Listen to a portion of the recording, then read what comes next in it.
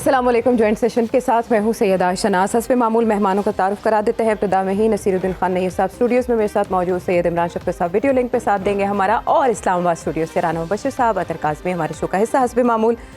और सिचुएशन ऐसी है, सब बंदी जो अदलिया में हो रही है, उसके बाद चाय मगोइयों का, कयास आराइयों का सिलसिला जारी है, और ऐसे लगता है कि इलेक्शन ताख़ीर केस तकसीम केस बन चुका है। बहरहाल जो इस पे हुकूमत पेशरफ्त कर रही है, जो बिल है वो अब नेशनल असम्बली के बाद सेनेट से भी मंजूर हो चुका, और अब उसकी मंजिल होगी सदर ममलिकत ऐवान सदर। वहाँ क्या सिचुएशन डेवलप होती है ये तो अपनी जगह पर अहम ही है, लेकिन आज जो इलेक्शन ताख़ीर केस का बेंच था वो टूटा इस वजह से कि उसमें जस्टिस अमीनुद्दीन ने ये केस सुनने से माजरत इस बिना पर कर ली कि वो एक और बेंच जो केस की समाअत कर रहे थे, उसकी जानिब से एक ऑर्डर आया कि जब तक इस पर रूल्स मुकम्मल तौर पर 184(3) के तहत रूल्स मुकम्मल तौर पर नहीं बन जाते, तब तक इस हवाले से जितने भी केसेस हैं उनकी समाअत रोक देनी चाहिए। तो जस्टिस अमीनुद्दीन ने ये केस सुनने से माजरत कर ली, और उसके बाद बहुत से सवाल जहनों में उठ रहे हैं, और ये भी सोचा जा रहा है कि शायद ये तकसीम मज़ीद आया होगी। इस बिना पर जो जैसे ये बेंच टूटा तो ख्वाजा आसिफ वज़ीर दिफा, उनके कमेंट्स बहुत अहम थे। वो क्या कह रहे थे, पहले वो शामिल करेंगे। कोई नया बेंच बनेगा, ये इस बात की निशानदेही करती है, ये जो आज बेंच का टूटना है, या जो 4-3 और 3-2 की जो क्राइसिस चल रही है, इस बात की निशानदेही कर रही है कि ऑल इज नॉट वेल। ये बदकिस्मती है हमारे मुल्क की कि तमाम अदारे जो हैं वो इंतशार का इस वक्त शिकार हैं। ऑल इज़ नॉट वेल, और थोड़ा फिशी भी है, क्योंकि क्यूरेटिव रिव्यू काजी फायजी से रेफरेंस में वापस ले लिया गया वफाकी हुकूमत की जानिब से। ये इससे पहले भी किया जा सकता था, लेकिन ये इस स्टेज पर क्यों किया गया, ये भी बहुत अहम है। अच्छा, पाकिस्तान पीपल्स पार्टी को रिप्रेजेंट कर रहे थे इस केस में फारूक नाइक साहब, उनका क्या कहना था उसने? तक के इस केस को, इस ऑर्डर को, जो कि काजी फैजी साहब, जज साहब और जस्टिस अमीनुद्दीन साहब का जो फैसला है, उसको सस्पेंड ना किया जाए या उसको सेट असाइड ना किया जाए। इन सब चीजों को मद्देनजर रखते हुए मैं समझता हूँ कि एक फुल कोर्ट तश्कील देना चाहिए, जिसके अंदर ये तमाम बातें जो कॉन्स्टिट्यूशनल है रखी जाए। पहले तो खाली सियासी बहरान था और मुआशी बहरान था, और अब मैं समझता हूँ इसके साथ साथ एक आईनी बहरान भी हो गया है। सियासी, मुआशी और अब आइनी बहरान, यानी कि हम नए रिकॉर्ड्स इसमें कायम कर रहे हैं। अली ज़फ़र साहब, पाकिस्तान तहरीक इंसाफ के वकील, वो पॉसिबिलिटीज़ के बारे में बता रहे हैं, वो सुनेंगे। सुप्रीम कोर्ट के इख्तियार में किसी किस्म की मुदाखलत करनी है कानून के ज़रिए, तो उसका एक ही तरीका है, वो आइन के ज़रिए आप कर सकते हैं, नॉर्मल कानून के ज़रिए कर ही नहीं सकते। ये जो बिल पेश किया गया है, जबकि इसमें आइनी तरमीम होनी चाहिए कि अगर हम ये इस किस्म का कानून पास करेंगे, अगले 15-20 दिन में ये कानून को कलअदम करार दे दिया जाएगा। 15-20 दिन में कानून ये सब आपके ख्याल में कलअदम करार दिया जाएगा? आप समझते हैं कि सारे मुमकिन है जो बातें हो रही हैं? ये उनका आर्गुमेंट हो सकता है, नज़र है, आर्गुमेंट है। वो अपोजिशन के सेनेटर हैं, वो इस बिल को अपोज कर रहे हैं। बात यह कि अभी ये बिल सेनेट से पास हो गया है, अगर प्रेसिडेंट की असेंट मिल जाती है ड्यू कोर्स, तो then it will become act of the court.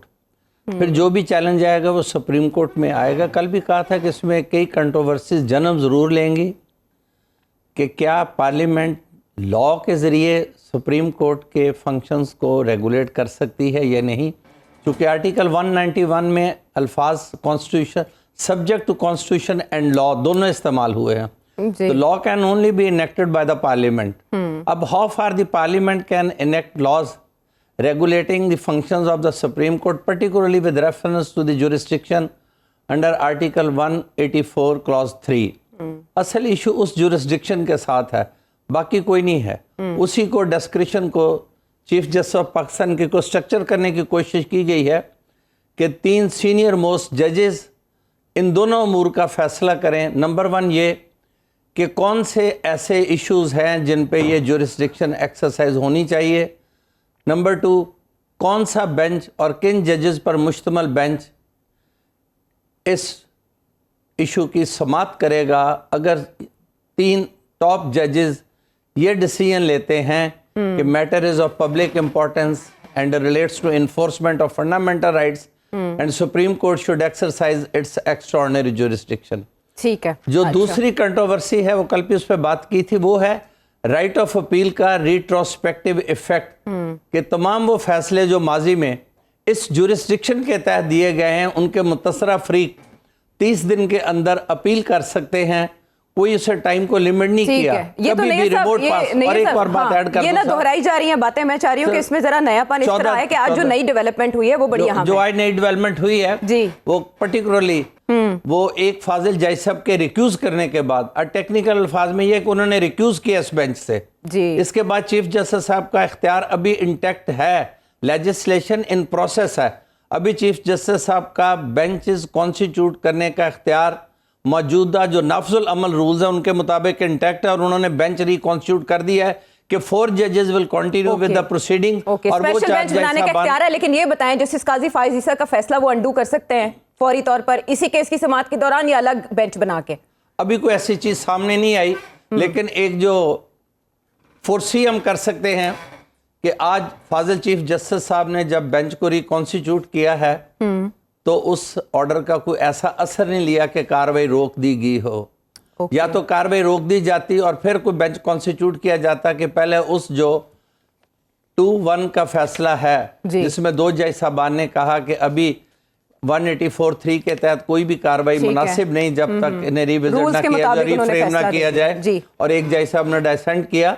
لیکن آج جو لیٹ آرز میں جو آبزرویشن آئی ہے میڈیا میں سامنے وہ یہی ہے کہ پروسیڈنگز کنٹینیو کریں گی اور 4 جج صاحبان کل سماعت کریں گے اس ایشو کی جو سپریم کورٹ کے سامنے ہے. اور یہ جورسڈکشن جس وقت سپریم کورٹ الیکشنز ڈیلے ہونے کی بنیاد پہ ایکسرسائز کر رہی ہے وہ 184 clause 3 article of the constitution کے تحت ہی کر رہی ہے. ٹھیک ہے, یہ کلیئر ہو گئے نقطے. لیکن اطہر اب بات جو ہے وہ بینچ کی تشکیل, ہاں نہیں بہت اہم ہے آپ کی رائے, اور ظاہر ہے اسی کی روشنی میں ہم کیس کو سمجھنے کی بھی کوشش کریں. لیکن بات بینچ کی تشکیل اور تحلیل سے آگے کیسے بڑھے گی اطہر آپ کے خیال میں؟ کیونکہ اگر 4 رکنی بینچ سماعت کرنے جا رہا ہے تو یہ بھی پاسبلٹی ہے کہ 2-2 سے فیصلہ آ جائے.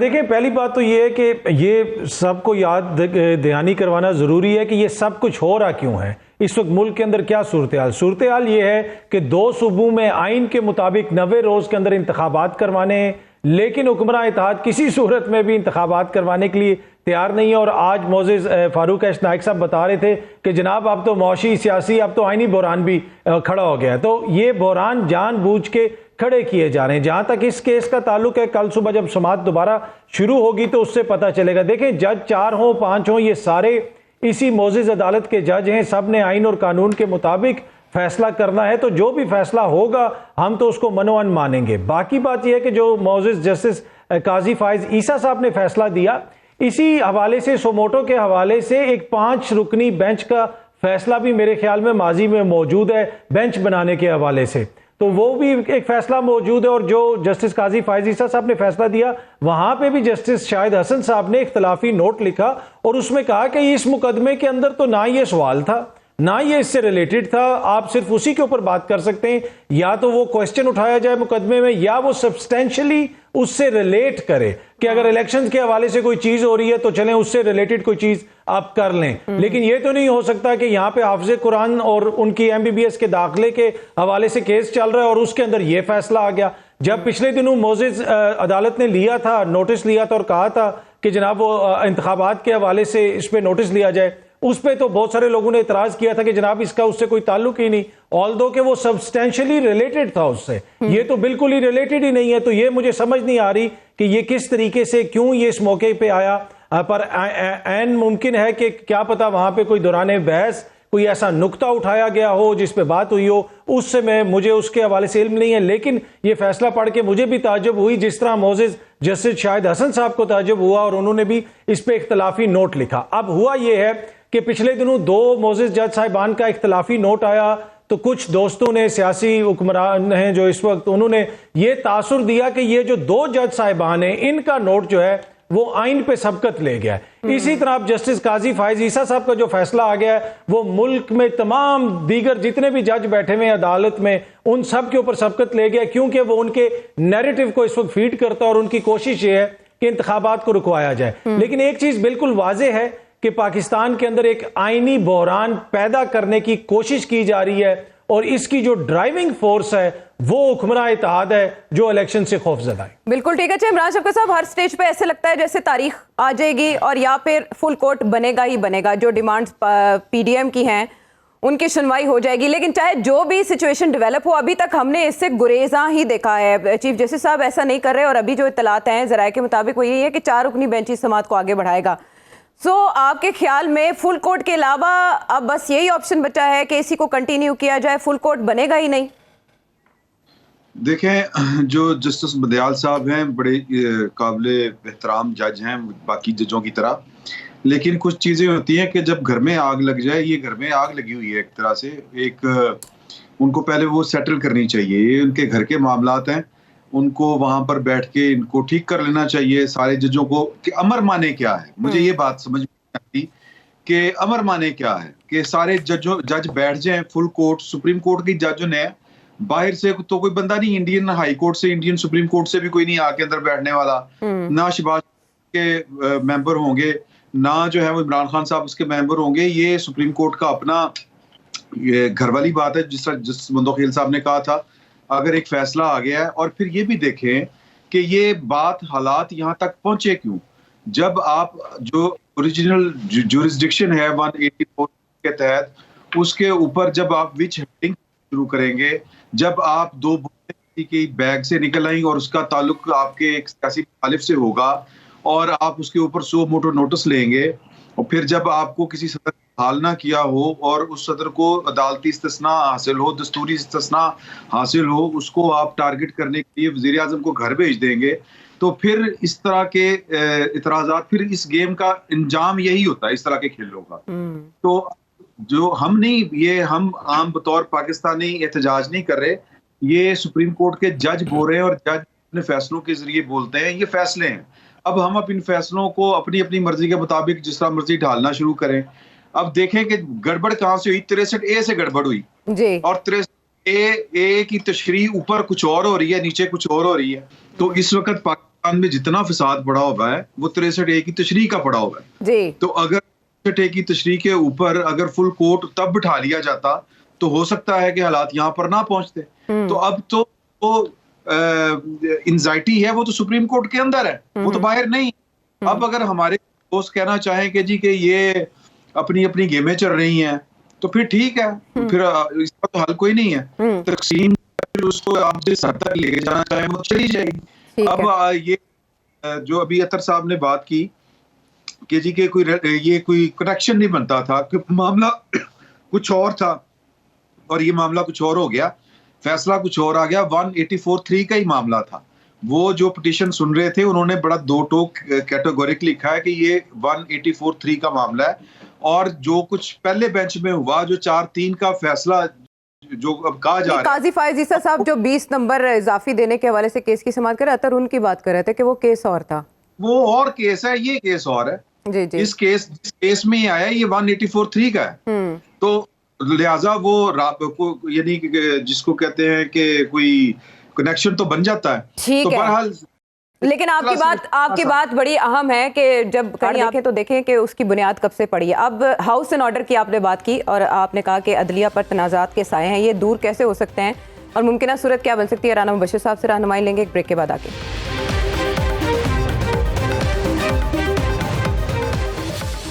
Welcome back. اچھا, بیس لائن رانا صاحب اس سارے ایشو کی یہ ہے کہ پارلیمنٹ سپریم ہے یا آئین. اب اس پہ ایک بڑی لمبی چوڑی بحث ہے, اور ظاہر ہے سپریم کورٹ اگر کوئی تشریح کرتی ہے تو وہ آئین کی تشریح ہی ہے, اور اس سلسلے میں پارلیمنٹ کو یہی کہیں لگتا ہے کہ اس کے اختیارات سلب کرنے کی کوشش کی جا رہی ہے, اور اگر پارلیمنٹ کوئی قانون سازی کرتی ہے تو سپریم کورٹ کو ایسا لگتا ہے کہ وہاں بریچ کیا جا رہا ہے کچھ. اب ماضی میں ہم دیکھتے آ رہے ہیں کہ جوڈیشل ایکٹیویزم ماضی بعید میں, پھر جوڈیشل کو کی باتیں یہ حال ہی کی ہیں, بینچ فکسنگ کی باتیں بھی ابھی کی ہیں, اور ابھی تازہ یہ ٹرمینالوجی بلاول بھٹو زرداری صاحب نے استعمال کی, جوڈیشل ڈکٹیٹرشپ کی, جوڈیشل مارشل لاء کی. ہم نے دیکھا کہ وزیر اعظم تو سپریم کورٹ میں طلب کیے جاتے رہے اور وہاں سے پھر گھر بھی جاتے رہے, لیکن ایسا کیا آپ کے سامنے کوئی نظیر ہے کہ کبھی چیف جسٹس صاحب بلائے گئے ہوں؟ ہم نے دیکھا آرمی چیف تو جا کے قائمہ کمیٹی میں بریفنگ دیتے رہے ہیں, پارلیمنٹ کو بھی وہ بریف کرتے رہے ہیں, لیکن ایسا کبھی ہو نہیں سکا. ابھی جو عمران شفقت صاحب نے نقطہ اٹھایا کہ سپریم کورٹ کو اپنا ہاؤس ان آرڈر کرنا ہوگا, یہ کیسے ممکن ہے رانا صاحب؟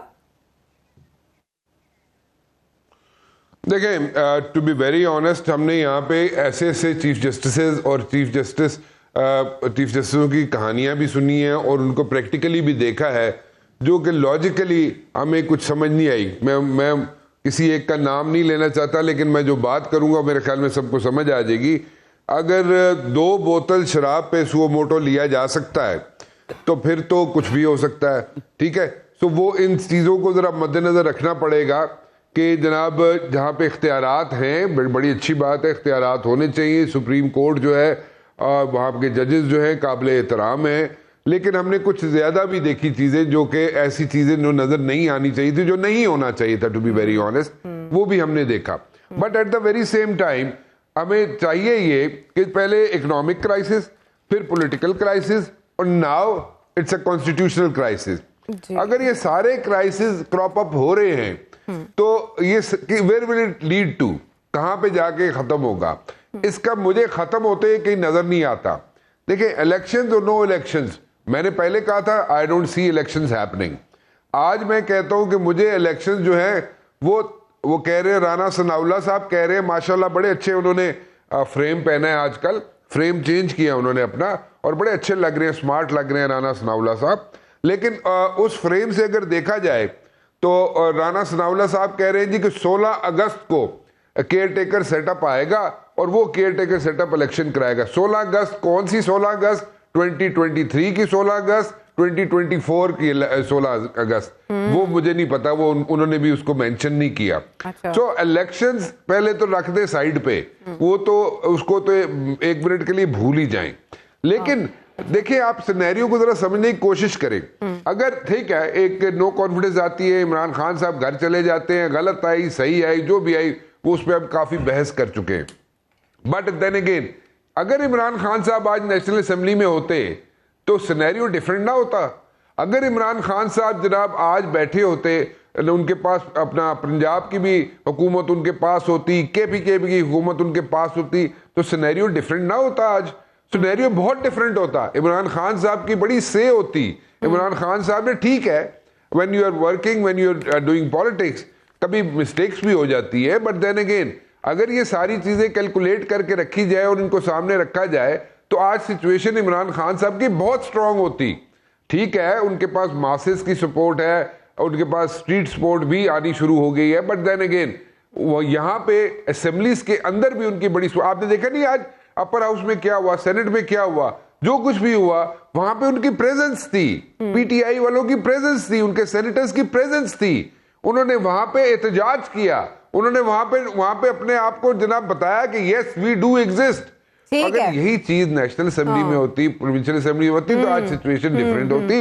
اور سپریم کورٹ کی جہاں تک بات ہے، سپریم کورٹ کو اپنے کام اپنے ہاؤس جو ہے ان آرڈر خود کرنا پڑے گا، خود کرنا چاہیے. اور اگر اسی طرح سپلٹ ہوتے رہے گروپس میں چیزیں، میں ڈیٹیل میں نہیں جاؤں گا سپریم کورٹ کے بارے میں، لیکن سپلٹ ہوتی نہیں چیزیں، گروپس بننا شروع ہو گئے تو وہ ایک اچھا شوگر نہیں ہوگا. اس میں that will lead to like another crisis. میرے خیال میں کرائسس کے اوپر کرائسس اب افورڈ نہیں کر سکتے. یہ نہ ہو کہ یہ کرائسس دیکھتے دیکھتے دیکھتے دیکھتے لوگوں کا دل ہی بد دل ہو جائے، لوگ جوڈیشری کانسٹیٹیوشنل کرائسس دیکھ کے اس سے بد دل ہونا شروع ہو جائے، پولیٹیشین سے بد دل ہونا شروع ہو جائے، اکنامک سچویشن سے ہر طرف سے اگر مایوسی ہو جائے تو if there is no ray of hope تو ایک سچویشن بن جائے گی اور وہ situation probably will lead to a disaster. بحران در بحران بڑا خطرناک نیئر صاحب ہو سکتا ہے. ایسے میں آپ رہنمائی فرمائیے کہ سچویشن کیسے حل کی طرف جا سکتی ہے. بار بار ہم گرینڈ ڈائلاگ، گریٹر ڈیبیٹ کی بات کرتے ہیں لیکن اس میں کوئی آگے نہیں بڑھتا. آپ کے خیال میں یہ کیسے ممکن ہے؟ اور ایک اور چیز، اب بارز کو آپ دیکھیں کتنی بڑی ڈویژن ہے. اس میں ہم دیکھتے ہیں کہ وکلا تحفظ کرتے ہیں نا جوڈیشری کا. ہم نے عدلیہ بحالی تحریک میں وکلا کا کردار دیکھا. اب آپ کو لگتا ہے کوئی تحریک چل سکتی ہے ضمن؟ نہیں، ابھی تحریک کی تو ابھی بات نہیں ہے. ابھی جو مسئلہ ہے جیسے رانا صاحب نے نشاندہی کی ہے، ایک بحران ختم نہیں ہوتا دوسرا شروع ہو جاتا ہے. انتظامی، سیاسی، معاشی بحران کے بعد اب یقیناً ایک آئینی بحران پیدا ہو چکا ہے. آئین کی تشریح اس وقت ایک متنازع امر بن چکی ہے جو کہ بنیادی فرائض میں شامل ہے سپریم کورٹ کے. اب سپریم کورٹ کیسے پروسیڈ کرے اپنی ایک اہم ترین جورسڈکشن کے تابع، وہ اس وقت ایک متنازع مسئلہ بن گیا ہے. حامد خان صاحب بہت بڑے جورسٹ ہیں اور بڑے ہی آنریبل مین. انہوں نے بھی، میں ان کی بات کو دہراتا ہوں، انہوں نے کہا کہ چیف صاحب اپنے گھر کو ان آرڈر کرے. جی بنیادی فرض چیف صاحب کا ہے being captain of the team کہ وہ بیٹھ کے ایک کانسنسس پیدا کرے. یہ تمام ججز ان کے کولیگ ہیں. چیف جسٹس صاحب اور یہ جج صاحبان مل کے سپریم کورٹ کانسٹیٹیوٹ کرتے ہیں, اور اگر یہ ایک ہی ادارہ کے کمپوننٹس ہیں تو why can't they sit together, why can't they talk, why can't they discuss, why can't they resolve these issues. ٹھیک ہے, لیکن اس میں یہ پرابلم پیدا ہوا نا کہ بگاڑ بڑا پرانا ہے, جیسے عمران شفقت صاحب کہہ رہے تھے نا کہ بگاڑ, یہ باتیں بڑی پرانی ہیں کہ قاضی فائز عیسیٰ صاحب ایک سو موٹو لیتے ہیں اور اس پہ جسٹس عطا بندیال صاحب جو کہ ایکٹنگ چیف جسٹس تھے وہ ان کے حکم کو معطل کر دیتے ہیں, یعنی کہ وہ کاؤنٹر کر دیتے ہیں ود ان سپریم کورٹ. یہ ہوتا ہے تو پھر اس کے بعد چیزیں اسی طرح سے آگے بڑھیں گی نا. اب آپ انتظامی ادارے کے افسر سے سربراہ سے کوئی ضابطہ کی خلاف ورزی ہو جائے, قانون کی خلاف ورزی ہو جائے تو اس کی درستگی سپریم کورٹ کرتی ہے. لیکن اگر سپریم کورٹ کے اندر کوئی اختلاف رائے ہوگا تو کوئی تیسرا ادارہ نہیں ہے, تو کوئی دوسرا ادارہ نہیں ہے, نہ ہی ہمیں کسی اور ادارے کی طرف دیکھنا چاہیے. سپریم کورٹ کو خود, میں کوئی سخت لفظ نہیں استعمال کر سکتا, واجب الاحترام ہے کہ خود ان مسائل کو دیکھنا چاہیے کہ ہم نے تو دوسروں کو صحیح راہ پہ رکھنا ہے اور ہم کہاں کھڑے ہیں. اور اس کی پہلی منزل کیا فل کورٹ ہو سکتا ہے آپ کے خیال میں؟ اگر آپ, میں بالکل اس بات سے ایگری کرتا ہوں کہ جتنے ایشوز اس وقت گمبھیر ہیں, ایک کنسنسس اورینٹڈ اپروچ ضروری ہے.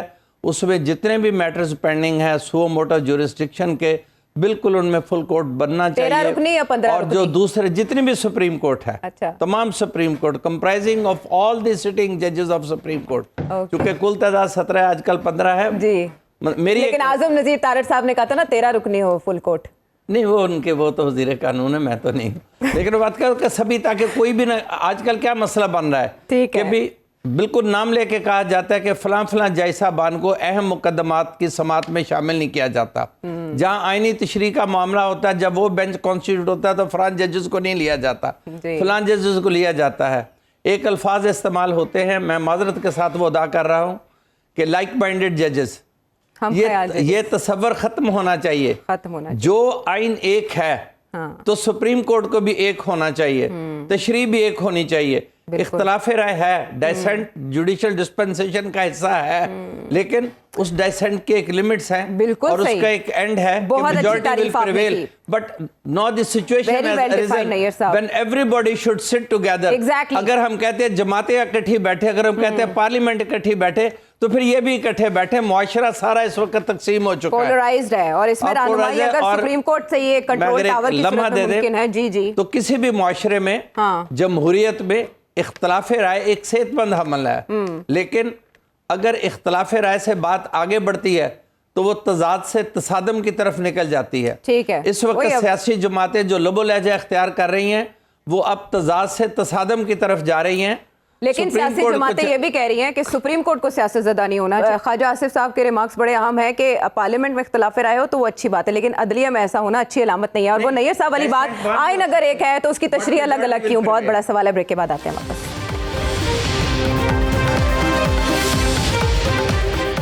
ویلکم بیک ٹو دی شو. ایسے میں جب تصادم بڑھ رہا ہے تو صلح صفائی کی آوازیں بھی بڑھتی جا رہی ہیں. رانا ثناء اللہ صاحب کے منہ سے یہ بات جو وہ کرنے جا رہے ہیں, جو ہم ایڈ کرنے جا رہے ہیں, یہ تھوڑی عجیب ہے لیکن اہم ہے, شامل کرتے ہیں.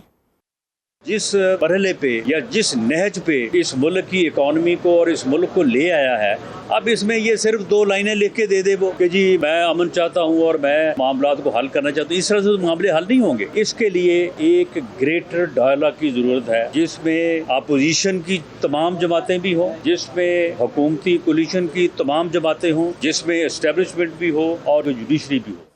اچھا, یہ اطہر سارے اجزائے ترکیبی تو بتا دیتے ہیں, لیکن اس میں انیشیٹ کوئی کر نہیں پاتا ہے. اس میں بیسک رکاوٹ ہے کیا؟ دیکھیں, بیسک رکاوٹ جو میں بار بار اسی طرف آتا ہوں کہ بیسک رکاوٹ یہی ہے کہ سیاست نہیں کرنا چاہ رہے. ہر کوئی اداروں کے تھرو اپنی سیاست کو آگے بڑھانے کی کوشش کر رہا ہے. اور اس وقت ایک مسئلہ ہے کہ آپ نے انتخابات میں جانا ہے, اگر آپ نے کوئی ڈائیلاگ کرنا ہے, گریٹر ڈائیلاگ, آپ چھوٹا ڈائیلاگ کر لیں. انتخابات کی ڈیٹ پہ کیا آپ لوگ ڈائیلاگ کر سکے 1 سال کے اندر؟ چاہے وہ اپوزیشن ہو یا موجودہ حکمراں اتحاد ہو، کیا یہ لوگ سارے مل کے کسی نتیجے پہ پہنچ سکے؟ تو یہ ایشو ہے کہ بنیادی طور پہ چیزوں کو حل نہیں کیا جا رہا. حل کیوں نہیں کیا جا رہا؟ خوف یہ ہے کہ جی الیکشنز میں ہم جائیں گے تو الیکشنز ہار جائیں گے. لیکن دیکھیں اس میں لانگ ٹرم ہوگا. جس طریقے سے چیزیں چل رہی ہیں، میں پہلے بھی ایک دفعہ عرض کی تھی کہ یہ نہیں ہو سکتا کہ پاکستان کی پارلیمان کمزور ہو، پاکستان کی اسٹیبلشمنٹ کمزور ہو، پاکستان کی سپریم کورٹ کمزور ہو اور پاکستان مضبوط ہو جائے. ایسا کبھی بھی نہیں ہوگا. آئین کے اندر ہر کسی کا کردار بالکل واضح ہے. اپنے کردار کے اندر ہر کسی کو مضبوط اور بھرپور کردار ادا کرنا پڑے گا. اور اس میں جو بنیادی ذمہ داری ہے نا جی، وہ سیاستدانوں کی ہے. اور سیاستدان اس کسی نتیجے پہ پہنچیں کہ ہم اپنے مسائل بہتر طریقے سے کریں گے. اور باقی جو لوگ جذباتی ہو کے کبھی عدالت پہ چڑھائی کر دیتے ہیں، کبھی اسٹیبلشمنٹ پہ چڑھائی کر دیتے ہیں، ہم سب کو بھی اپنے رویوں کے اوپر تھوڑی سی نظر ثانی کرنے کی بنیادی ذمہ داری عمران شفیق صاحب آپ بھی سیاستدانوں کی سمجھتے ہیں یا سبھی کی برابر ذمہ داری ہے؟ اور اس کیس کو لے کے سبھی 97 کو یاد کر رہے ہیں، کیا یہ تقابلی جائزہ ٹھیک ہے؟ نہیں، دیکھیں ذمہ داری سب کی ہے. جس کی سیاست کرنا ذمہ داری نہیں وہ سیاست نہ کرے، اور جن کا کام انصاف فراہم کرنا ہے وہ بیٹھ کے پارٹی بازی نہ کریں. اور جو سیاستدانوں کی ذمہ داری ہے وہ اپنی ذمہ داری یہ پوری ادا کریں. مجھے رانا ثناء اللہ صاحب نے جو بات کی اس پہ سخت اعتراض ہے کہ وہ کہتے ہیں کہ سب بیٹھے ڈائلاگ کرے. گرینڈ ڈائلاگ کیا ہوتا ہے؟ کون سا گرینڈ ڈائلاگ؟ یہ پارلیمان جو ہے وہ ہم نے وہاں پر بیٹھ کے سائیکلوں کو پینچر لگانے کے لیے بنائی ہوئی ہے. یہ پارلیمان میں بیٹھے ہیں اور پارلیمان میں جو بندے بیٹھ سکتے ہیں وہ بیٹھ کے قوم کا ان کے پاس مینڈیٹ ہوتا ہے، وہ مسئلے حل کریں. قوم تو ان کو ووٹ دے کے اسی لیے بھیجتی ہے. تو اب جو پارلیمنٹ نے جو کیا ہے وہ کوئی نہ کوئی حل ہی نکالا ہے نا. وہ کل کو اس کے ساتھ سپریم کورٹ جو بھی کرتی ہے وہ کرنے دیں اس کو، وہ اس کا کام ہے، کرے جو اس کو ٹھیک لگتا ہے کرے. لیکن آپ اپنا کام تو کریں. جی یہ فوج کے ساتھ بھی بات کر لیں، عدلیہ کے ساتھ بھی بات کر لیں. بھئی نہیں کرنی چاہیے ان سے بات، کیوں کریں ان سے بات؟ یہ پارلیمان اسی کام کے لیے ہوتی ہے کہ آپ وہاں پر بیٹھیں، قومی مسائل جو ہیں ان کا حل تلاش کریں، ملک کو چلائیں، اور جو گورنمنٹ ہے وہ اس کے آگے آنسریبل ہو. تو یہ صرف ڈھکوسلے ہیں. ہم بیسیکلی پاکستان کے اندر پوری قوم جو جس کو شوق ہے نا، مشغلہ ہے جس کا، وہ ہے یہ دوبارہ پہیہ ایجاد کرنا چاہتے ہیں. پوری دنیا سیٹ ہے یہ جو ریاستی سٹرکچر کے اندر کے کس ادارے کا کیا کام ہوگا. یہاں پر ہمارے اداروں کی اور ہمارے اداروں کے اندر بیٹھے ریاستی منصب داروں کی جو انائیں ہیں وہ ہمیں آگے نہیں بڑھنے دیتی. اب کوئی صاحب ہیں وہ حالیہ دنوں میں ریٹائر ہوئے، بیٹھ کے کوئی نہ کوئی انٹرویو دیتے ہیں، اپنے خلاف چارج شیٹ کر دیتے ہیں، کوئی ان کی طرف. ویسے عمران شفیق صاحب آپ کی ریڈنگ کیا ہے؟ وہ کس مشن پہ ہیں؟ اس سے کس کو فائدہ ہو سکتا ہے اب تک کی جو ان کی سٹیٹمنٹ آ رہے ہیں؟ وہ اپنی جان بچانا چاہ رہے ہیں وہ. اچھا، لیکن اس طرح سے تو جان شاید زیادہ بچ جائے، جو کیونکہ ٹاکنگ براڈ نہیں ہے، سب نے وہ پوئم پڑھ رکھی ہے، وہ جتنی باتیں کر رہے ہیں جا رہے ہیں. مسئلہ میں اصل بات کے اوپر آتا ہوں. مسئلہ یہ ہے کہ پاکستان کے جو سیاستدان ہیں ان کو پارلیمان کو ایکٹیو کرنا پڑے گا. پہلے ان کو خود سمجھنا پڑے گا کہ یہ پارلیمان ہوتی کیا ہے، یہ کس مقصد کے لیے ہوتی ہے.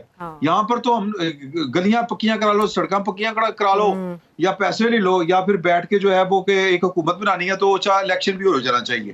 بھئی اس طرح نہیں ہوتا. یہاں پر آ کے پارلیمان کو ہم نے بے توقیر کیا ہے. پارلیمان سے جو اس کا اوریجنل کام ہے وہ ہم لیتے نہیں ہیں، تو پھر یہ جوتے ہی کھانے ہم نے. دنیا سیٹلڈ ہے کہ جو پارلیمان سپریم ہوتی ہے یہ میرے اور آپ کی ترجمانی کرتی ہے یا ہماری الیکٹڈ باڈی ہوتی ہے. اور یہ سرکار پاکستان سے تنخواہ لینے والے لوگ ہیں، وہ کس طرح ہماری کرتے ہیں. ہم یہاں پہ بیٹھ کے پارلیمنٹ کو ایکٹیو کریں، لیکن اس سے پہلے یہ سمجھیں کہ پارلیمنٹ ہے کیا چیز اور اس کو اپنی طاقت کیسے بنایا جا سکتا ہے. یہ بڑا اہم سوال ہے. اب اس میں رانا صاحب آپ کا ٹیک ہمیں چاہیے ہوگا کہ ایگریسو اسٹریٹجی دیکھ رہے ہیں ہم اس گورنمنٹ کی عمران خان صاحب کی طرف کے. بلاول بھٹو زرداری نے باقاعدہ ڈیمانڈ کی ہے کہ آئین شکنی کا کیس بننا چاہیے. تحریک عدم اعتماد کے بعد جتنے بھی اقدامات عمران خان صاحب کی طرف سے لیے گئے، قاسم سوری صاحب جو اس وقت کے ڈیپٹی اسپیکر ہیں ان کی طرف سے لیے گئے، اس پر کیس ہونا چاہیے. آپ کے خیال میں کیس ہو پائے گا اور اس سے تناؤ اور تصادم کس حد تک بڑھ سکتا ہے ٹیمپریچر؟ دیکھیں میں تو ایک چیز پہلے میں کچھ اور بات کرنا چاہ رہا ہوں کہ دیکھیں میں تو اکتوبر سے کہہ رہا ہوں کہ سب پولیٹیشنز کو بیٹھنا پڑے گا. they'll have to sit together, put their heads together, ایک TORs بنا کے ایجنڈا بنا کے اپنے مسائل حل کر لیں. لیکن ایسا ہو نہیں رہا اور مجھے ہوتا ہوا نظر بھی نہیں آ رہا. جہاں پہ آپ نے ایگزامپلز دیے ہیں جہاں پہ پولیٹیشنز کے کہ جو ان کا رویہ ہے اس رویے میں تو کوئی نہیں بیٹھے گا. اس میں تو نہ عمران خان بیٹھے گا تو نہ کوئی اور بیٹھے گا. these are like mere statements. یہ صرف اسٹیٹمنٹس کی حد تک ہے. جن لوگوں نے بیٹھنا ہوتا ہے وہ انیشیٹو لیتے ہیں. انیشیٹو دیکھیں ایک بڑے بڑے اچھے انیشیٹو لیے گئے شروع میں. وہ آپ نے ایک زمانہ تھا جب میاں نواز شریف چل کے بنی گالا چلے گئے عمران خان صاحب کے گھر. وہ انیشیٹوز تھے. مطلب اسی طرح کے انیشیٹو لینے پڑیں گے, آئس بریک کرنی پڑے گی. آئس بریک نہیں کریں گے کوئی نہیں بیٹھے گا. وہ انیشیٹو ایک حادثے کی وجہ سے لیا, ورنہ تو شاید وہ اسی طرح ایک دوسرے کے خلاف ہی رہتے. تو ایسا حادثہ تو خدا نہ خواستہ. جی نہیں ٹھیک ہے, نہیں اللہ نہ کرے ایسا کوئی حادثہ ہو. اس کے بغیر آپ نے کب دیکھا ایک دوسرے کی طرف قدم بڑھائے گئے رانا صاحب؟ اس کے نہیں دیکھیں, اس کے علاوہ ہاتھ ملا لیتے ہو, ہاتھ پنجہ بنا دو. میاں شہباز شریف صاحب ہاتھ ملا لیتے ہیں جناب عمران خان صاحب سے جب آتے ہیں اسمبلی میں. سو اس طرح کی آئس بریک کرنی پڑے گی. آپ کو جناب آئس بریک نہیں کریں گے تو کوئی نہیں بیٹھے گا. یہ سٹیٹمنٹس دے دینا کہ پیچھے سے کوئی پریشر پڑ جائے کہ جناب سارے بیٹھ کے اپنے مسئلے حل کریں, وہ پریشر کو ڈیفیوز کرنے کے لیے آپ آ کے ٹی وی پہ پولیٹیشنز کوئی بھی ہو اسٹیٹمنٹس دے دیں, that is not enough, it's not working. ٹھیک ہے, اب لوگ سیاڑے ہو گئے نے, ان کو یہ چیز پسند نہیں ہے. ورنہ آپ آ کے کہتے نہیں جی ہم بات چیت ہونی چاہیے, یہ ہونا چاہیے. کیا ہونا چاہیے بھائی؟ آپ بیٹھ جائیں. آپ کو کس نے کہا منع کس نے کیا ہے؟ آپ کہتے ہیں کوئی نہ کوئی گرنٹر ہوگا کوئی تو بیٹھیں گے. No it doesn't work that way. آپ ایک جگہ کہتے ہیں جناب کہ وہ اے پولیٹیکل ہے, پھر آپ گارنٹیاں مانگتے ہیں. اس طرح چلے گا نہیں کام. آپ یہ پولیٹیشین جو ہیں ہمارے سر کے تاج ہیں, ٹو بی ویری آنیسٹ. دیکھیں اگر یہ پولیٹیشین, میجورٹی پولیٹیشین اچھے لوگ ہیں, میں بار بار کہتا ہوں پڑھے لکھے لوگ ہیں میجورٹی پولیٹیشین اچھے پڑھے لکھے لوگ ہیں. ڈیموکریسی جو ہے وہ اگر نہیں ہوگی کل کو تو سب کو پرابلم ہوگی. صرف نئی تعریفیں, نئی اصلاحات, نئی بات اور نئے معاہدے شاید وقت کی ضرورت بنتے جا رہے ہیں. سارے انالیسس سے ہم یہی انڈرسٹینڈ کر پائیں. اگلے پروگرام میں آپ سے ہوگی ملاقات, تب تک کے لیے اللہ.